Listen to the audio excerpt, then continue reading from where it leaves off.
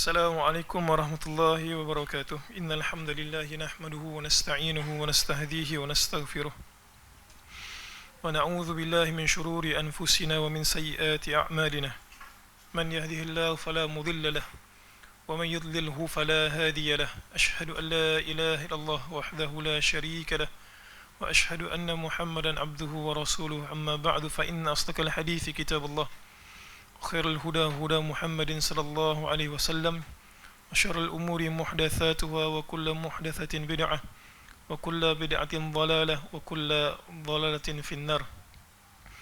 Muslimin muslimat dirahmati Allah sekalian, alhamdulillah kita teruskan sesi berkenaan Nabi sallallahu alaihi wasallam bercerita berkenaan dengan syurga dan neraka. Dan alhamdulillah kita berada di penghujung kitab. Sikit lagi saya sebutkan kitab saya dah koyak dah, maksudnya saya dah banyak kali dah baca buku ni. Bab yang terakhir pada minggu sudah adalah bab berkenaan jambatan antara syurga dan neraka. Muka surat 183. Mungkin student boleh download buku tu kat internet, ada dalam bentuk PDF. Muslimin muslimat dirahmati Allah, siang tadi ada orang bertanya kan berkenaan dengan wanita perlukan mahram untuk apa dia kata, untuk safar. Dia tanya, dia sebut kat saya, dia kata boleh tak Ustaz berikan penekanan kepada orang rumah dia, suami dia ataupun ada keluarga dia lah, kalau dia nak keluar. Ada tak kat sini? Kakak ke puan tadi mana? Tak ada. Tak ada dah.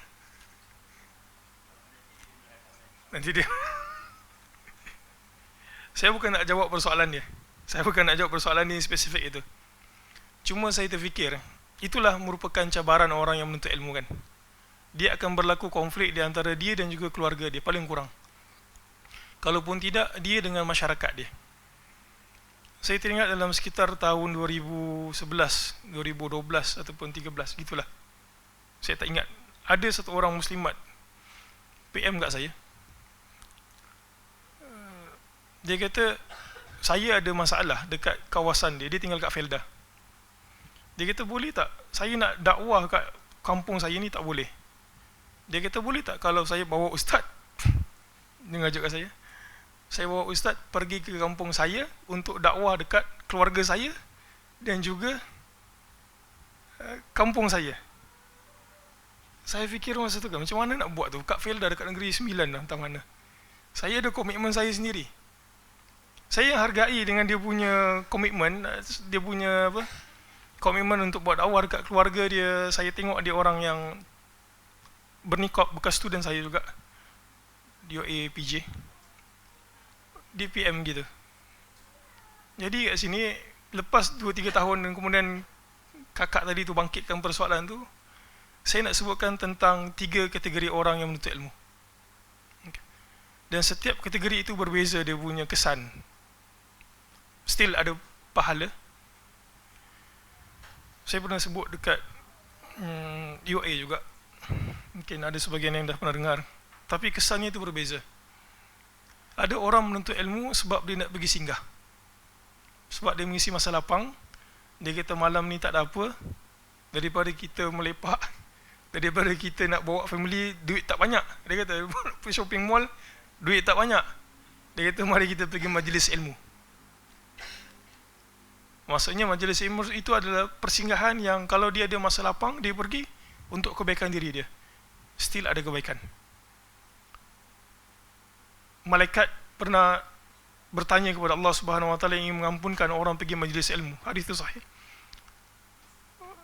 Kemudian malaikat kata, ya Allah, apakah engkau mengampunkan orang yang singgah ke majlis ilmu sedangkan dia itu cuma singgah sahaja? Dan Allah Subhanahu Wa Taala kata kat malaikat, dia kata ya, aku akan ampunkan dia, aku akan berikan apa yang dia hajatkan, kerana mereka itu merupakan kaum yang tidak ada kerugian pada mereka. Berdasarkan hadis itu, singgah ke majlis ilmu sahaja merupakan fadilat yang besar untuk satu orang. Kategori kedua penuntut ilmu adalah bila orang tersebut menuntut ilmu untuk dia amalkan. Dia berusaha mencatat, dia bawa kitab dia. Itu sebab kadang-kadang saya berseluruh dekat kawan-kawan lah yang biasa buat dakwah. Saya sebut kat mereka, di antara tempat yang mungkin saya buat, kadang-kadang buat acuh tak acuh itu dekat kawasan masjid yang dipanggil. One shot gitu kan. Orang singgah kat situ sebab dia nak singgah, dia tunggu maghrib. Jadi dia pun duduk bersandar kat tiang gitu, tak ada kitab. Jadi kita pun mengajar, acuh tak acuh lah kan. Dia tazkirah. Dia tak akan pergi kepada lebih seperti mana yang kita belajar kat Baitul Salam ini. Detail kita akan cerita apa khilaf dia. Ada orang kategori kedua, dia belajar ilmu sebab dia nak amal. Jadi dia berusaha mencatat, dia akan bawa kitab. Kesannya muslim-muslimat tak akan sama dengan kategori yang pertama. Jauh beza. Apa beza dia? Dia ini kategori kedua ni, kalau bertemu di antara program dan juga majlis ilmu, ataupun ada kepentingan-kepentingan bertembung dengan majlis ilmu yang dia boleh elakkan kepentingan tersebut, dia kata, aku nak pergi majlis ilmu kerana ini merupakan keutamaan aku nak belajar, aku nak beramal. Kerana benda tu aku tak tahu. Kesan dia tak akan sama dengan kategori yang pertama. Dan kalau kita tanam niat seperti itu, insya-Allah kehidupan kita akan bertambah baik dan kita akan rasa perubahan lebih baik. Kategori ketiga ni kategori yang mungkin orang up sikit. Apa dia? Dia belajar, dia kata aku nak belajar supaya aku boleh dapat pahala menyebarkan apa yang aku pelajari masuk dalam bidang dakwah. Bidang sini bukan maksudnya pos yang ada kat universiti, tapi maksud ini terjun dalam bidang dia nak dakwah ke orang. Dan kita sebutkan pada minggu lepas, benda yang paling ringan dalam dakwah ini adalah kena label. Kena cerca itu benda paling ringan. Dan Alhamdulillah kita tak ada lagi ancaman bunuh. Kalau engkau sebarkan sunnah Rasul, engkau sebarkan apa yang engkau akan, benda tu Alhamdulillah kita tak terima lagi lah. Kategori ketiga ini yang kita usaha untuk produce banyak. Pelajar universiti kita bagi semangat datang majlis ilmu supaya bila mudah-mudahan, ya ustaz tak boleh dibawa ke rumah, ustaz tak boleh dibawa ke rumah, ustaz boleh tak ke rumah saya dakwah dekat mak saya? Ya, itu kerja engkau. Mak engkau sendiri engkau tahu macam mana dia punya dakwah kan. Saya teringat yang kakak tadi itulah. Seolah-olah dia kata, ustaz boleh tak berikan penekanan kat suami saya? Macam mana saya nak tekan suami puan? Itu puan punya suami pandai-pandai lah ngajak gitu kan. Ya gitu, kita cuba produce, belajar supaya mudah-mudahan satu hari nanti muslim-muslimat datang mendengar tu boleh menggantikan kami yang mengajar kat depan. Itu. Kita berikan harapan. Tidak balik Johor ke, balik Kedah ke, balik mana-mana ke, mengajar orang. Balighu anni walau ayah. Sampaikan apa yang kamu dengar daripada aku walaupun sepotong ayat. Jangan panjang-panjang. Muqaddimah surah pula. Sifat Al-Hasyr, muka surat 184. Setelah kita bicara berkenaan dengan syurga, kemudian neraka, macam mana orang melalui titian sirat, akhirnya Syekh kembali semula ke mahsyar. Kalau ikut perjalanannya, orang itu meninggal dunia, lepas meninggal dunia dia akan ke alam barzakh. Barzakh merupakan tempat persinggahan di antara dua alam, dunia dan juga akhirat. Itu kita panggil barzakh ataupun orang panggil alam kubur. Lepas alam kubur, manusia dibangkitkan. Ini merupakan salah satu perkara yang orang kafir tak boleh nak buat logik dalam kepala mereka. Dia kata, kita kalau dah mati boleh tak dibangkitkan semula? Kan? Perjuangan para rasul tu nak buktikan alam ghaib itu, engkau akan dihitung selepas engkau mati. Itu sebab banyak tempat Allah Ta'ala cerita tentang kebangkitan hari kiamat, kebangkitan hari kiamat. Dan insya-Allah pada malam ni kita akan bicara tentang Al-Hasyr. Muslimin semua yang dirahmati Allah sekalian. Apa maksud hasyarah? Maksud hasyarah? Ada terjemahan kat situ kan? Hasyarah, perhimpunan. Hasyarah, perhimpunan. Mahsyar, tempat berhimpun. Hasyara syai'a, maksudnya dihimpunkan sesuatu itu.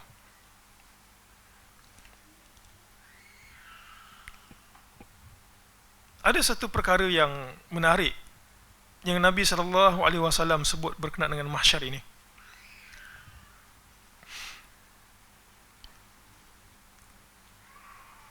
Nabi kata, hadis itu ada kat belakang, yuhsyarun nas yaumal qiyamati hufatan uratan urlan. Jumpa tak? Saya potong sikit. Hadis itu ada kat muka surat 157. Muka surat 157 pula, 188.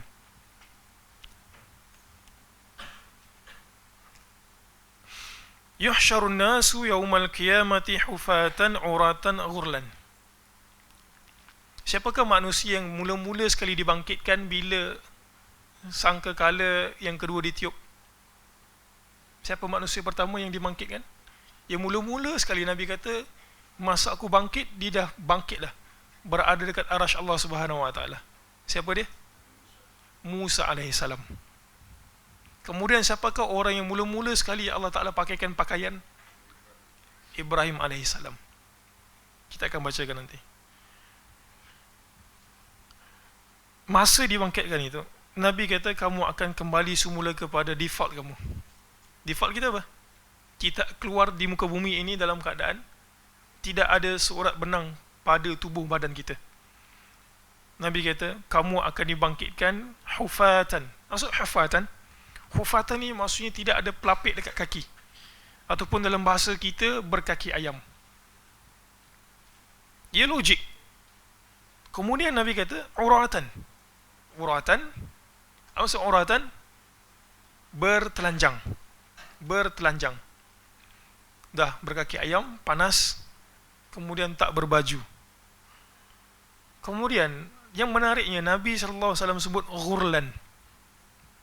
Ghurlan menunjukkan betul-betul manusia itu kembali kepada default dia. Apa maksud ghurlan? Kat situ. Apa maksud ghurlan? Tidak berkhitan. Maksudnya benda yang alat sulit itu dipotong, lebihan kulit itu dipotong, Allah Ta'ala kembalikan semula. Nak kata betul-betul kamu akan kembali dalam keadaan kamu punya asal. Allah Ta'ala nak default, kembali ke default, dan Allah Ta'ala nak hitung dalam keadaan seperti itu. Hadis ini diriwayatkan oleh Aisyah. Ingat tak kenapa tiba-tiba Aisyah tanya ni? Sebab pada satu hari Nabi keluar daripada rumah. Ingat tak hadis tu? Nabi keluar daripada rumah, Nabi pergi ke mana? Nabi pergi ke perkuburan Baqi' untuk doa.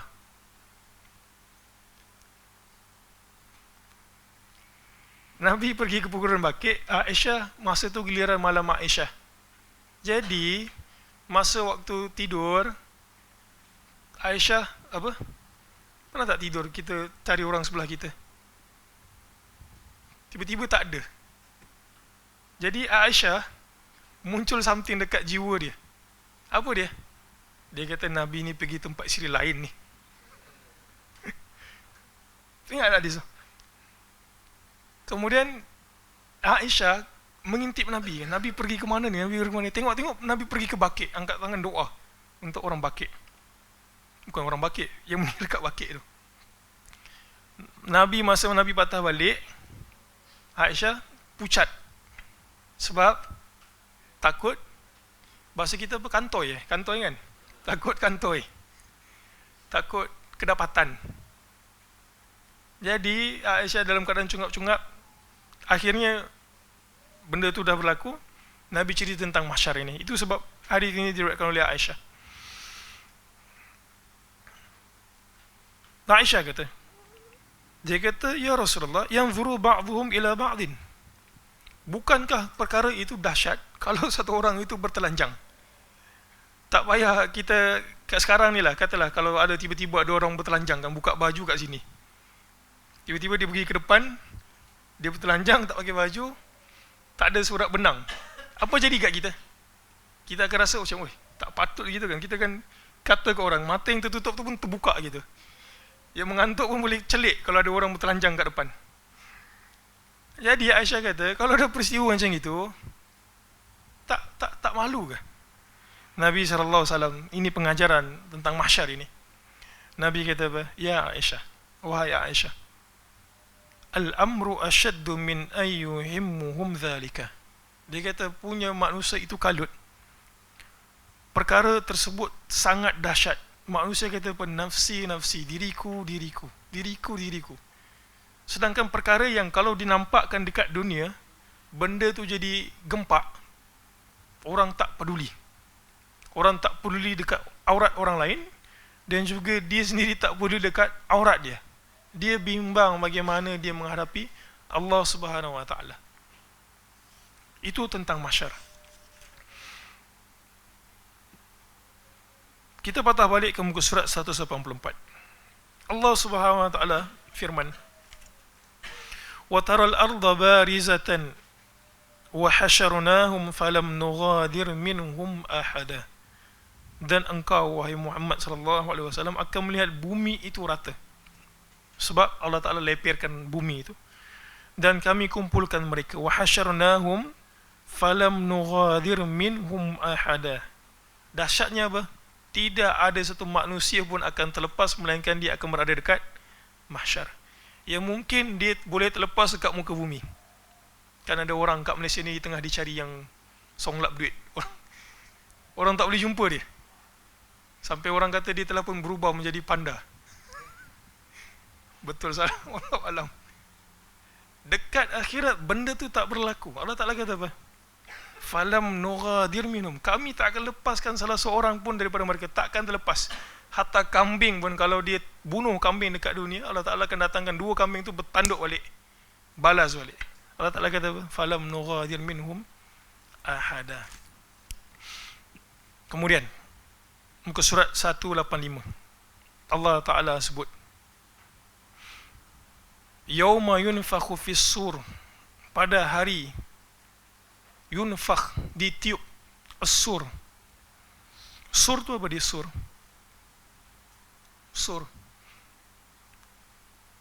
adalah sur.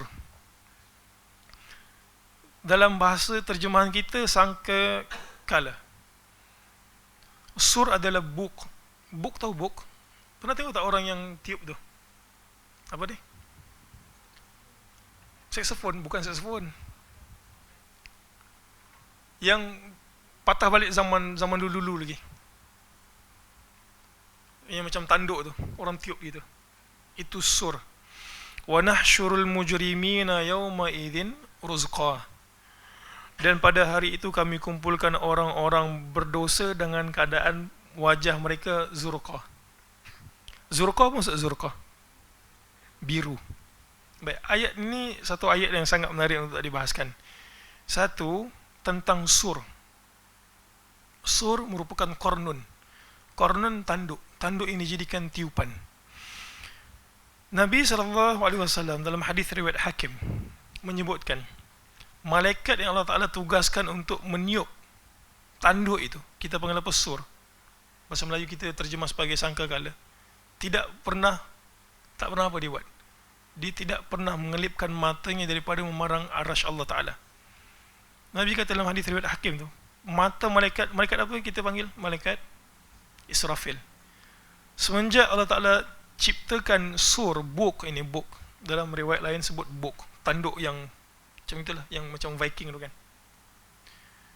Israfil tak pernah mengelipkan mata dia. Dia sentiasa memandang ke arasy macam itu. Macam itulah. Sebab apa?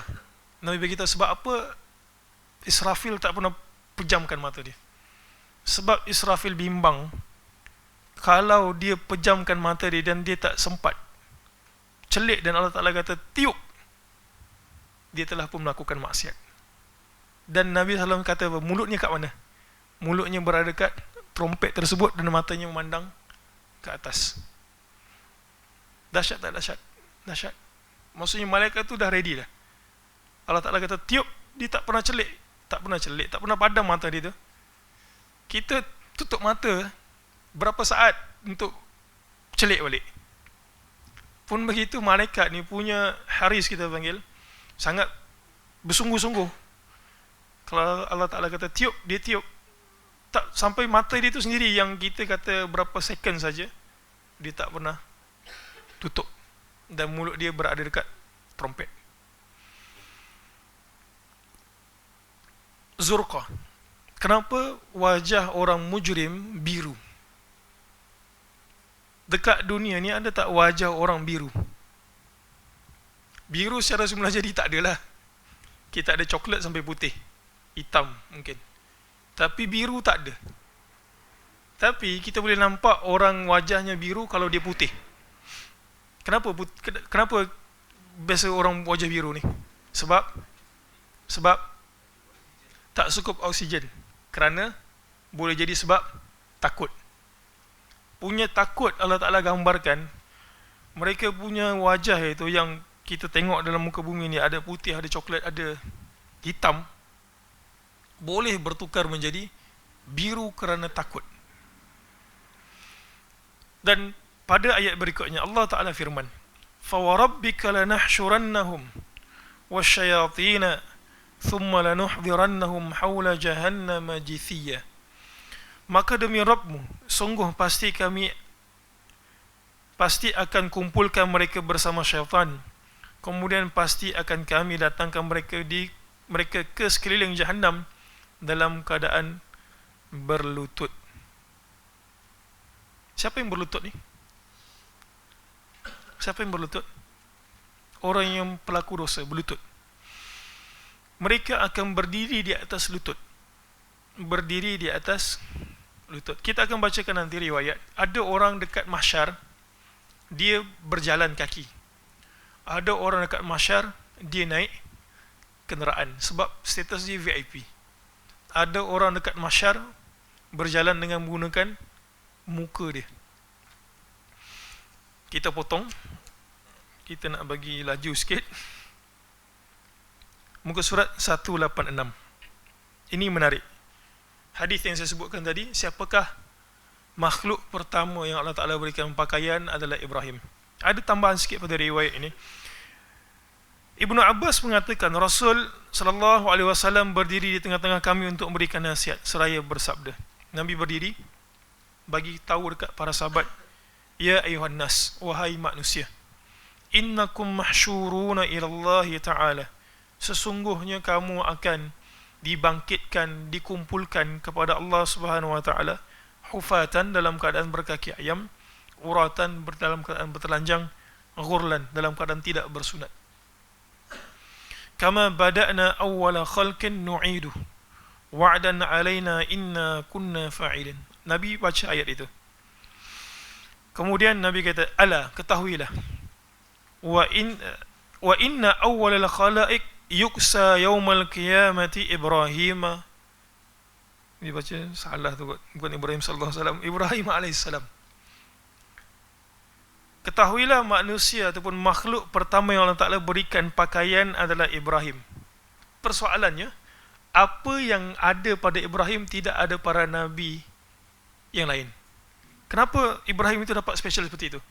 Seperti mana Musa, masa Nabi kata dia bangkit dan dia telah pun melihat Musa berada pada arasy Allah Ta'ala, disebabkan kelebihan Musa, apa yang ada pada Ibrahim yang menyebabkan makhluk pertama yang dipakaikan pakaian adalah Ibrahim? Apa kelebihan dia? Para ulama bahas, ada beberapa pendapat.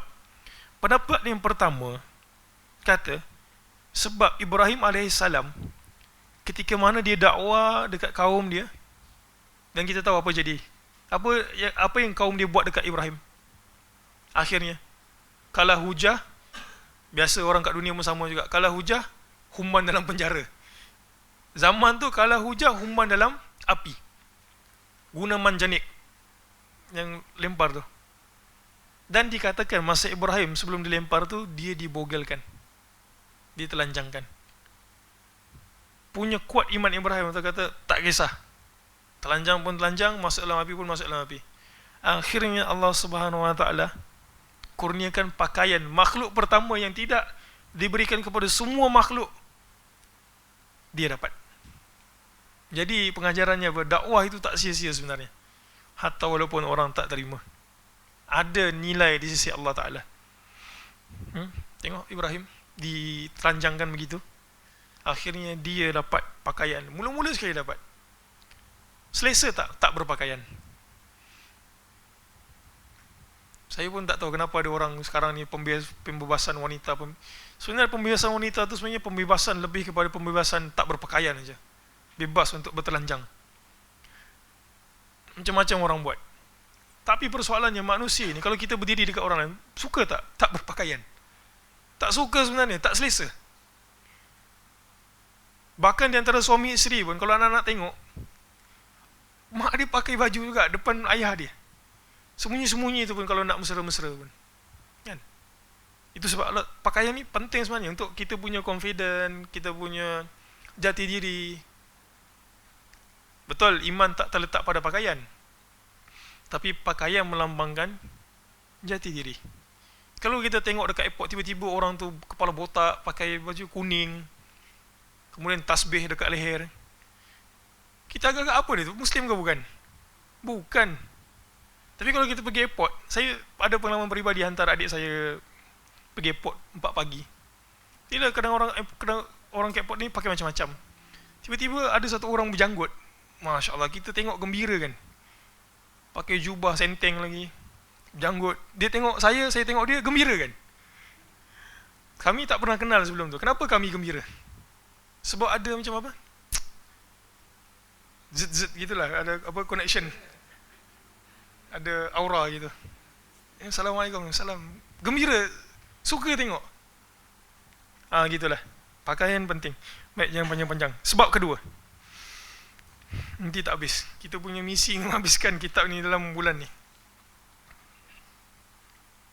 Sebab kedua, dikatakan Ibrahim merupakan orang pertama yang mengenakan sirwal. Sirwal untuk menutup aurat.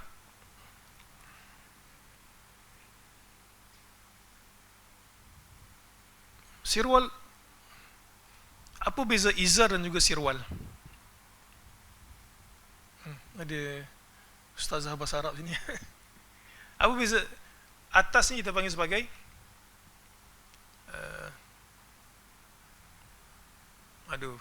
rida yang tutup atas. Tutup bawah kita panggil izar. Apa beza izar dan juga sirwal? Bezanya adalah izar dia tak ada belahan kat tengah. Sirwal ada belahan dekat tengah. Itu beza izar dan juga sirwal dari segi bahasanya. Dan dikatakan orang yang mula-mula sekali pakaikan sirwal untuk menutup aurat adalah Ibrahim. Akhirnya sunnah itu diikuti oleh orang ramai. Dan sunnah itu sunnah yang bagus. Allah Ta'ala kurniakan pakaian dekat Ibrahim AS. Dan pendapat ketiga kata kerana manusia yang paling takut pada ketika itu, tinggi imannya, takwanya adalah Ibrahim. Akhirnya Allah Ta'ala berikan dia pakaian. Muslimin muslimat yang rahmati Allah sekalian. Hadis ini dalam riwayat Abdullah bin Mubarak dalam kitab dia Az-Zuhud. Bawa satu riwayat membuktikan bahawa selain daripada Ibrahim, Nabi SAW juga diberikan pakaian. Cuma riwayat ini bagi tahu di antara Nabi dan juga Ibrahim AS, mana satu dapat pakaian dulu? Ibrahim AS dapat pakaian dahulu. Ini tidak menafikan kemuliaan Nabi dan juga tidak menafikan bahawa Nabi SAW merupakan Nabi terbaik di antara para Rasul dan juga para Anbiya dan juga para Rasul Ulul Azmi. Ada 5 tu kan, dia yang terbaik. Baik. Wa innahu sayuja'u bi rijalin min ummati. Baik, ini dia punya perbahasan ini. Nabi kata ketahuilah. Wa innahu sayuja'u bi rijalin min ummati, akan didatangkan sekelompok lelaki di kalangan umatku. Fayu'khadhu bihim dhata shimal. Tetapi lelaki yang di kalangan umat Nabi ini diletakkan di kelompok sebelah kiri. Kanan kita tahu golongan beruntung ke syurga. Kiri kelompok yang berada dalam kecelakaan, kebinasaan. Fa'akul, Nabi kata kat sahabat. Nabi kata, kita panggil apa? In advance. Benda tu tak jadi lagi tapi Nabi bagi tahu. Fa'akul, masa ketika itu, masa umat aku diletakkan di sebelah kiri, aku akan berhujah. Dia kata, ya Rabbi ashabi. Dia kata, wahai Allah, ini merupakan sahabat aku di kalangan umat aku. fayuqal, lalu dikatakan kepada Nabi SAW. Ni pesanan Nabi dekat sahabat yang tak jadi lagi, akan berlaku. Orang pun, kenapa boleh jadi macam itu kan? Umat Nabi tiba-tiba berada di sebelah kiri. Dia kata, innaka la tadri ma ahdathu ba'dak. Dia kata, wahai Muhammad, engkau tak tahu apa yang mereka perbuatkan selepas kewafatanmu. Perkataan ahdathu kat situ boleh jadi dua. Boleh jadi maksudnya adalah apa yang mereka perbuat selepas daripada engkau. Boleh jadi perkataan ahdathu maksudnya pelaku bid'ah. Boleh jadi dua. Fa'akul kama qala al-'abdus salih. Kemudian Nabi SAW selepas dia beritahu, ya, dia umat engkau, tapi kau tak tahu apa yang dia buat selepas kewafatan engkau. Nabi SAW kata apa? Wa kuntu alaihim syahida ma dumtu fihim. Dia kata, ya, aku tahu, aku ni cuma tahu, dan aku boleh memberikan penyaksian kepada mereka selama aku masih hidup. Tapi selepas aku meninggal dunia, itu merupakan urusan Allah Ta'ala apa yang berlaku. Pesan kepada kita adalah apa dia? Jangan melakukan maksiat, kerana itu merupakan tegahan Rasul. Termasuk sekali ma'ahdathu, apa yang mereka perbuat. Yang kedua, jangan melakukan perkara-perkara bid'ah. Dan yang paling teruk sekali adalah murtad. Cuba tengok kat bawah tu, fayuqalu li innahum lam yazalu murtaddina ala a'qabihim munzu faraqtahum. Dikatakan kepada aku, Nabi kata, innahum lam yazalu murtaddin, mereka itu murtad, ala a'qabihim. Murtad ni maksudnya berpaling daripada riqabihim. Riqab, belakang tu, maksudnya mereka berpaling daripada ajaran agama selepas engkau berpisah dengan mereka. Berikutnya, ini juga sangat menarik. Yang ke-64 kita skip, yang ke-65 kita skip, yang ke-66. Sebab riwayatnya sama, 64 sama, 65 sama lebih kurang. Cuma ada sedikit tambahan, kita skip yang ke-66. Ini satu benda yang menarik, mungkin jarang dibaca orang. Sahal bin Sa'ad mengatakan, Nabi SAW bersabda dalam hadis riwayat Tabrani, yuhsyarun nasu yaumal qiyamah, manusia akan dibangkitkan pada hari kiamat, ala ardin bayadha afra. Cuba tengok perkataan tu. Tadi kita dah tahu manusia dibangkitkan pada hari kiamat dan keadaan dia kucar-kacir. Hadis ini bagi tahu macam mana keadaan tanah yang kita pijak dekat hari kiamat tu, dekat mahsyar. Nabi kata apa? Masa manusia dibangkitkan, dia punya tanah itu, dia punya, bukan tanah, kita panggil apa? Bumi dia tu. Nak kata bumi pun tak tepat, bumi dah musnah. Ardilah bumi lah. Color dia apa? Bayadha, putih. Afra, dia terjemah apa kat situ afra? Putih, tak ada. Afra ini, syurahul hadis bagi tahu, putih yang menghampiri kepada humrah. Putih macam apa? Pink-pink gitulah. Putih-putih pink. Oh, putih-putih pink, white pink. Kita kat dunia ni ada black pink. Afra tu putih-putih merah. Putih macam merah-merah. Macam mana color dia tak tahu. Ka kursati naqi. Baik, ini satu benda menarik. Kursah. Kursah ni adalah daqiq. Daqiq adalah ajin. Ajin adalah tepung yang diuli. Kursah, kita apa? Adunan. Naqi, dia terjemah situ tepung roti tepung yang jernih, ya itu. Adunan. Maksudnya tanah itu macam roti. Pernah tak riwayat ni? Tanah mahsyar macam, bukan macam roti, roti lah. Color putih. Baik, persoalannya, kenapa Allah Ta'ala jadikan tanah itu seperti roti? Kenapa? Sebab untuk roti, apa fungsi roti? Wah, takkan tak boleh jawab fungsi roti. Roti fungsinya adalah untuk menulis. Tak, mana ada roti fungsi? Roti fungsi untuk makan. Maka ketika sebagian masyarakat hadis, para ulama kata apa? Allah Ta'ala jadikan tanah dekat mahsyar itu seperti roti, supaya kaum mukmin boleh makan roti sambil menunggu hisab. Jadi mereka akan makan daripada apa? Tanah gitulah. Ambil makan. Ya, keadaan ada orang dahsyat teruk, ada orang selesa dekat mahsyar. Saya nak buat satu riwayat. Riwayat yang buat komplit benda ni. Dan komplitkan kita punya hadis yang kat depan. Ingat tak masa kita baca tentang syurga? Apa makanan pertama yang sampai dekat kita? Ya, yang paling ingat ustaz lah kan, sebab ustaz yang mengajar kat buku. Apa makanan yang sampai kat kita? Hati ikan, masya-Allah. Hati ikan dan juga thaurun, lembu. Baik, riwayat ini komplit. Cukup roti, lembu, hati ikan. Komplit meal. Takunul ard, saya baca, takunul ard yaumal qiyamati khubzah wahidah. Nabi beritahu, tak ada dalam tu, saya nukilkan riwayat ini. Nabi SAW beritahu, takunul ard yaumal qiyamati khubzatun wahidah. Pada hari kiamat kelak, esok buminya menjadi khubzah wahidah, umpama sekeping roti. Yatakaffa'uha al-jabbar biyadihi. Allah Ta'ala jadikan roti itu dengan menggunakan tangannya. Al-jabbar. Bagaimana? Wallahu a'lam, kita tak tahu. Kama yatakaffa'u ahadukum khubzatahu.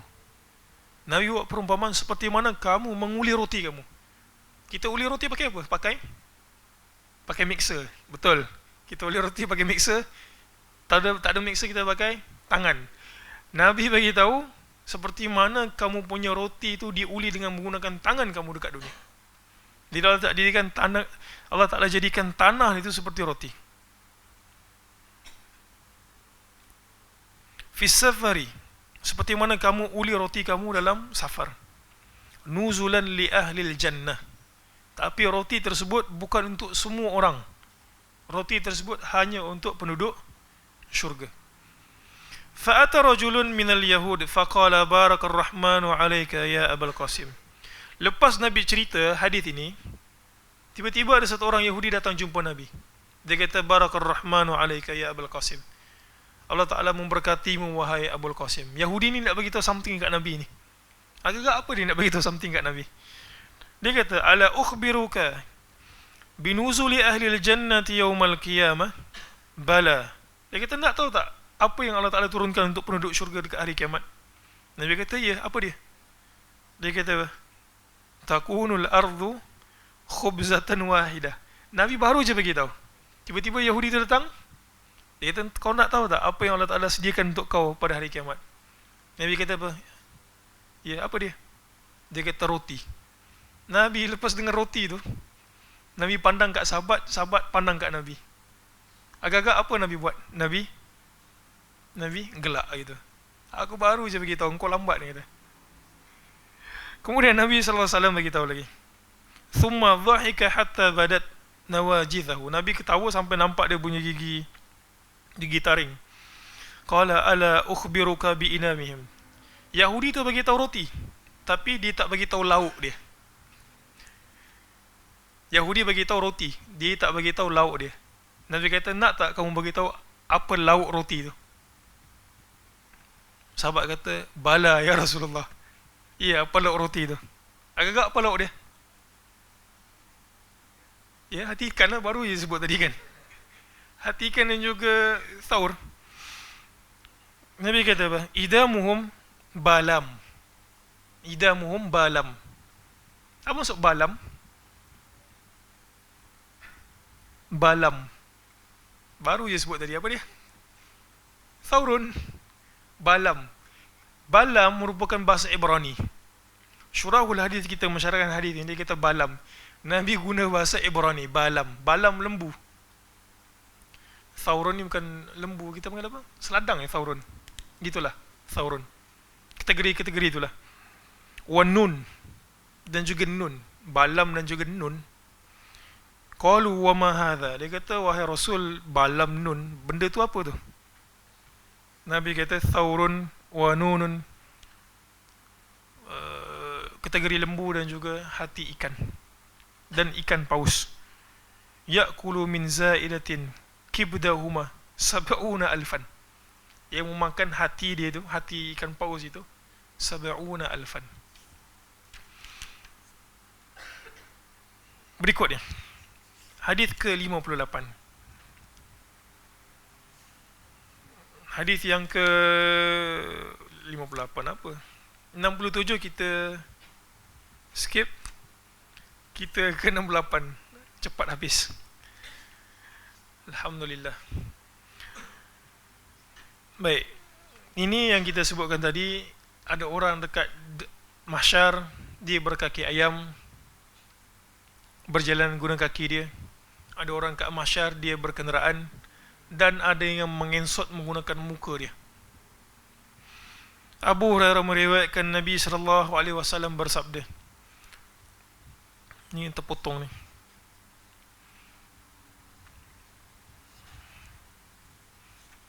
Yuhsyarun nasu yawmal qiyamah thalathata asnafin. Manusia pada hari kiamat akan dibangkitkan dalam 3 kategori. Kategori ni boleh dipilih tak? Muslim-muslimat, kategori ni boleh dipilih tak? 3 kategori. Nabi kata bangkit 3 kategori. Boleh dipilih tak kategori ni? Boleh dipilih. Tapi pilihannya bukan ke akhirat. Pilihannya dekat dunia. Memanglah akhirat kita tak boleh pilih. Pilihan untuk kita bangkit dalam keadaan berkaki ayam ataupun berjalan kaki, berkenderaan, dibuat dekat dunia. Ya, boleh pilih sebenarnya. Penyesalan hanya berlaku selepas orang tu mati. Sinfan musyatan. Kategori pertama musyatan. Apa maksud musyatan? Dia berjalan kaki. Masyun, musyatan, dalam keadaan berjalan. Dia berjalan macam biasa. Para ulama sebut, di antaranya ada Al-Qari dalam Mirqatul Mafatih beritahu, kategori pertama ini, musya yang berjalan kaki, adalah dia mukmin, tapi dalam masa yang sama keimanan dia itu berselang-seli dengan kemaksiatan. Ini mungkin kebanyakan orang. Dia tak ada apa-apa special lah. Cuma dia tak berjalan kat muka dia je. Mukmin, buat dosa, tak bertaubat. Mungkin. Kategori kedua, rukbanan, VIP. VIP ni sebab apa? Sebab Allah Ta'ala berikan dia kenderaan. Kenapa diberikan kenderaan? Kerana imannya sempurna dan betul-betul melakukan ketaatan kepada Allah Ta'ala. Allah Ta'ala berikan dia rukbanan, kenderaan. Kemudian yang terakhir, wasinfan ala wujuhihim. Manusia bangkit muka kat tanah. Macam mana tu bangkit kat tanah? Kita, subhanallah, ajaib. Bukan sahaja kita kata ajaib, sahabat juga kata, ya Rasulullah, wa kaifa yamshuna ala wujuhihim. Dia kata, wahai Rasul, muka tu tak ada kaki, ataupun tak ada alat yang menyebabkan muka tu berkerut-berkerut pun, tak boleh berjalan pun, tak boleh bergerak pun. Nabi kata apa? Innal ladzi amshahum ala aqdamihim qadirun.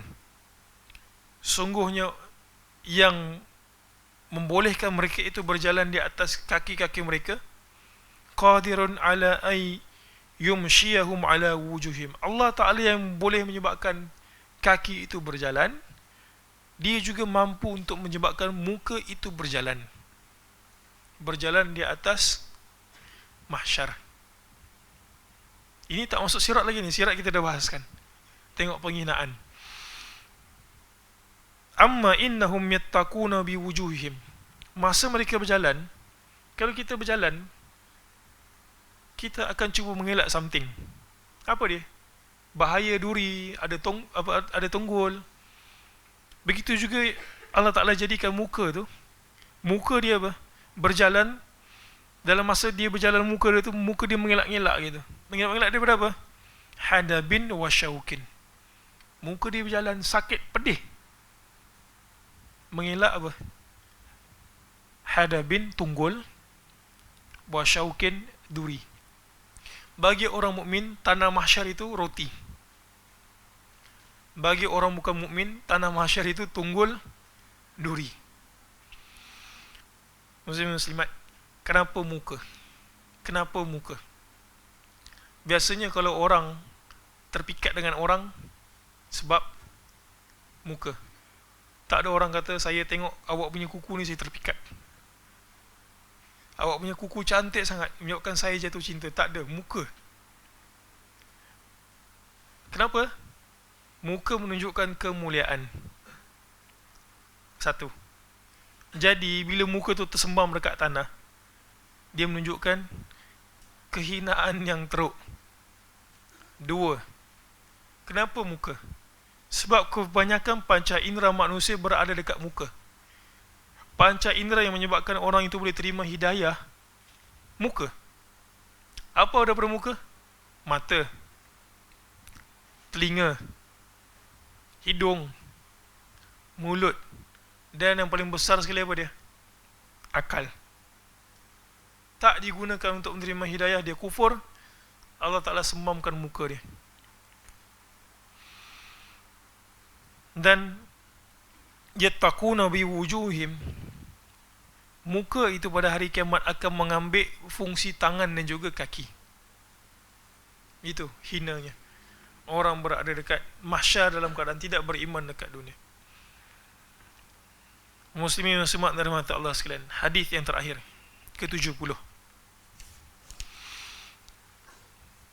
Amr bin Shu'aib meriwayatkan dari ayahnya, dari datuknya, bahawa Rasul sallallahu alaihi wasallam bersabda, yuhsyarul mutakabbiruna yaumal qiyamati amthal adh-dharri fi suwarir rijali yaghshahum adh-dhullu min kulli makan. Ini kategori orang yang takabbur, berjalan di muka bumi di atas kesombongan, di atas bangga diri, ego. Mereka dibangkitkan pada hari kiamat amthal adh-dhar, seperti mana zar. Tahu zar? Dia terjemah apa kat situ? Semut-semut. Zar adalah zarah, semut. Yalah kot, semut gitu. Dalam rupa manusia. Yaghshahumudh dhul min kulli makan. Orang takabur dalam dunia ini, apa benda yang paling pantang dekat orang takabur dekat dalam dunia? Pantang dihina, pantang tak nak maruah dia jatuh. Orang tegur sikit, engkau siapa katanya kan? Engkau siapa? Pada hari kiamat Allah Ta'ala akan balas yang dia punya takabur kat dunia itu. Allah Ta'ala akan balut dia dengan az-zul. Apa maksud zul? Kehinaan. Dari segala tempat. Fayusaquna ila sijnin fi jahannama yusamma bulas. Dekat akhirat kelak ada satu tempat, kategori sijin, penjara, namanya bulas. Bulas. Jadi kalau jumpa nama bulas ini, jangan bagi nama orang nama bulas. Manusia pelik-pelik kan? Makin panjang. Di antara perkara yang cikgu tak suka apa dia? Tulis nama student. Kalau nama Muhammad saya tak apa, ini nama Muhammad Alexander Zulkarnain, handsome, kacak, bergaya. Titik. Daripada mana tu? Tak mana dia petik gitu. Ada pula yang suka cantum nama kan. Ada macam tu kan. Kalau nama anak dia nama Muhammad, semua Muhammad. Kalau nama anaknya mula F, semua F. Ada jumpa orang macam tu? Kat sini ada. Fakihuddin, Fikriya, semua F. Ada pula jenis yang cantum nama gitu. Anak pertama excited, Nama mak Khadijah, sedap lah nama tu. Ayah Yusri, cantum Yuska.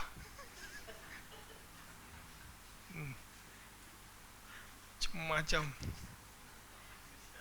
Yuska.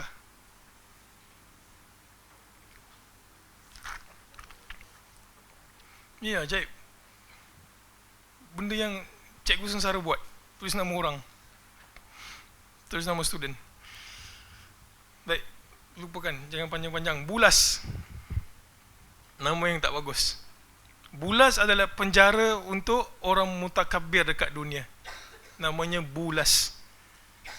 Ta'luhum narul anyar yusqawna min usarati ahli nar tinatul khabal.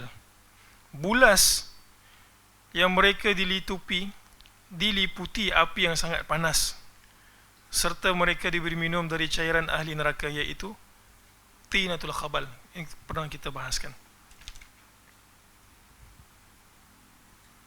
Das, hadis yang terakhir. Tarik balik. Ini yang terakhir. Sempat lagi. Ada 5 minit.